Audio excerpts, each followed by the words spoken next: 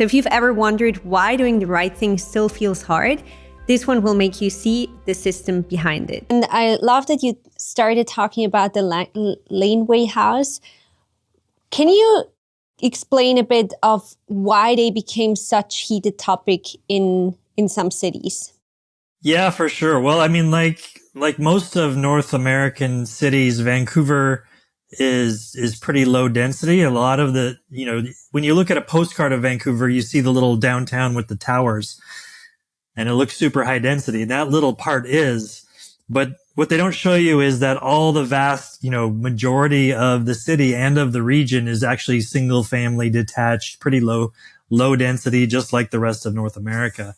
And so I think, what we found is that, for the last 50 years or so, there's been a lot of these zoning controls in place, where they've really kept most of the city. They've forced it to stay at this fairly low density in order to maintain single family character. And so because of that, we've ended up with a real shortage, a real sort of housing crisis where we just don't have enough homes. And so in that process, people started saying, well, how can we start to tuck more homes in and around our existing neighborhoods? And so where they start off with is, the first one is invisible density. That's where you start, you tuck a basement suite in or something else in, that you don't even see. It's just like an extra dwelling within what's already there. And then you go to kind of hidden density, which is something like a laneway house where it's at the back. You're adding a totally separate dwelling and it's adding more units, but from the street, it looks exactly the same. And then we get to gentle density, where maybe you have a duplex and they have two doors facing the street. So it starts to look a bit different. And for a long time, that was massively controversial. Like the idea of having a second door facing the street was massively controversial. But now, 5 years later, whatever, people realize, okay, we need to have more housing options in our cities.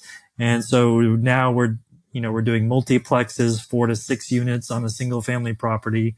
And then now we're finally talking about small apartment buildings, especially single stair apartment buildings that could be done, so that we can be, more like a European or Asian city where it's not just single family and towers, but there's actually this kind of mid-level of apartment density that happens all over the place.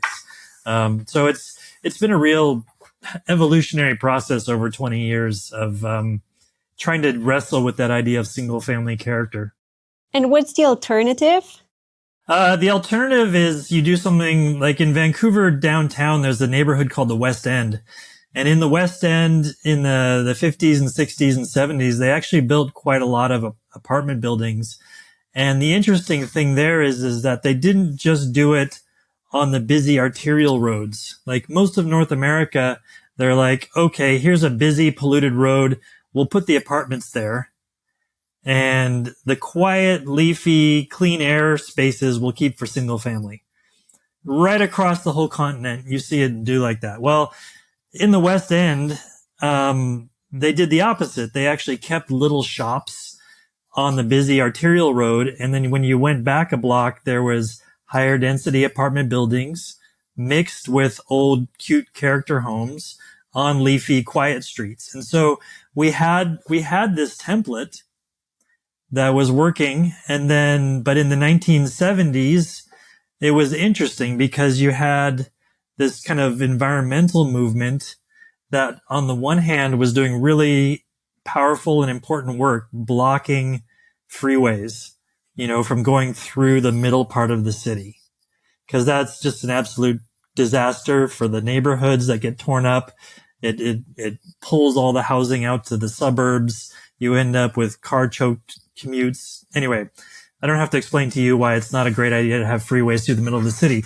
But the problem is that the same environmentalists who are fighting the freeways also got really fixated on this kind of country sort of back to the land idea of environmentalism, which was about detached homes, amongst trees, very superficially green, but not very functionally in the way that like an urban eco city might be.